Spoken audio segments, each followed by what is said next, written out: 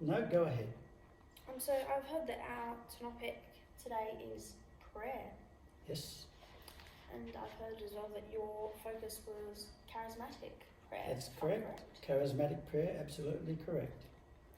Would you be able to share a couple of main takeaways from your group discussion Sure. with reference to charismatic prayer?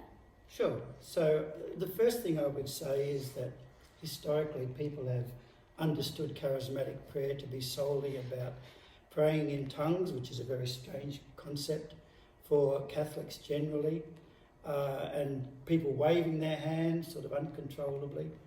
And although there is an element of that, in fact, charismatic prayer is much more about being in love with Jesus, allowing an intimate relationship to develop between ourselves and Jesus, so that our prayer becomes part of our communication process.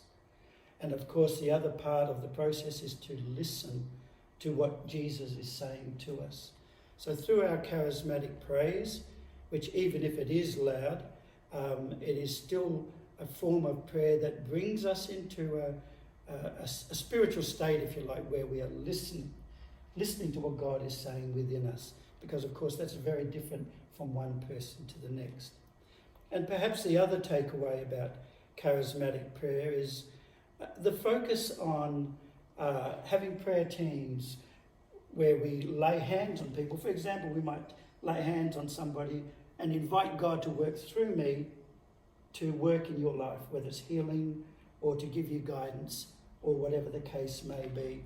And that's a very old image of God working through people. It even dates back to Old Testament times, and it's covered in the New Testament by St. Paul. So those are the two elements of charismatic prayer I would share with you. The praying in tongues that helps us to hear what the Lord is saying, and secondly, the laying on of hands, which just allows us to be an avenue of God's graces into whoever's receiving the prayer. Well, thank you, Mr. Hewitt, for coming and speaking with us today. I hope you have a great rest of your night. You're most welcome, Luke, and thanks for taking the time to speak to me.